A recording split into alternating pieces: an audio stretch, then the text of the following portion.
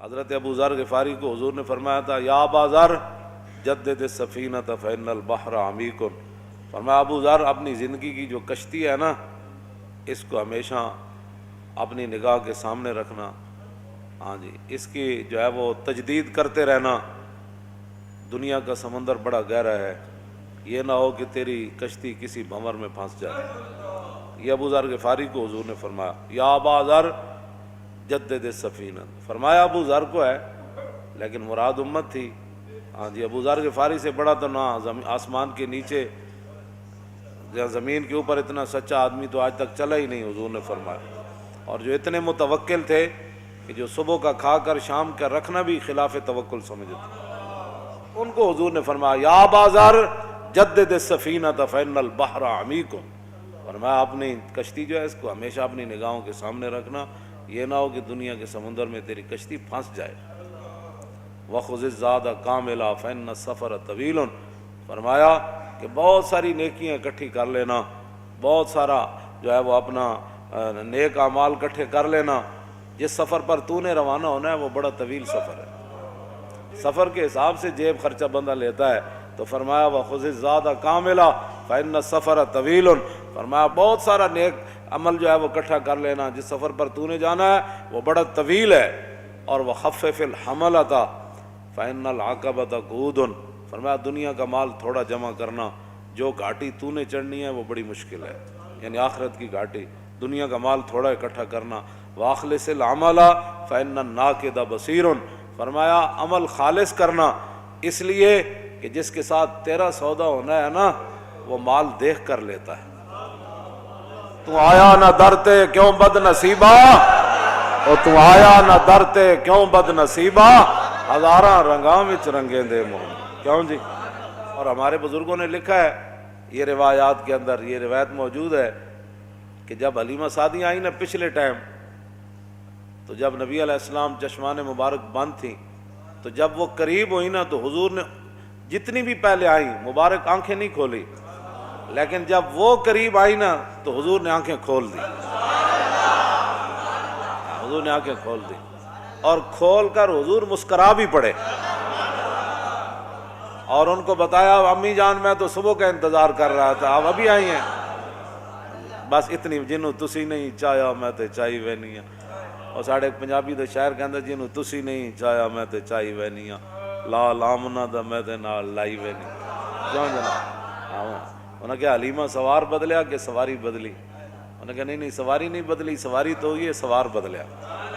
صدیوں پہلے حضرت حسان نے حضور کے سامنے یہ فیصلہ کر دیا کہ یا رسول اللہ میں آپ کی تعریف کر کے آپ کی شانیں نہیں بڑھاتا بلکہ آپ کی تعریف کر کے اپنی شان بڑھاتا۔ ہاں جی، تو ہم حضور کا تذکرہ کر کے جو ہے وہ ہمیں بھی لوگ اس نام سے جانتے ہیں، ہاں جی ہاں جی، کیوں جی؟ اعلیٰ حضرت بریلوی فرماتے ہیں سرکار ہم گواروں میں طرز ادب کہا، ہمیں تو حضور ادب کا نہیں پتا، ہم گوار کہتے ہیں وہ پینڈو چٹان پڑھ، سرکار ہم گواروں میں طرز ادب کہاں، ہم کو تو تمیز بس یہی بھیک بھر کی ہے، قدر نبی دا جانن والے سو گئے وچ مدینے۔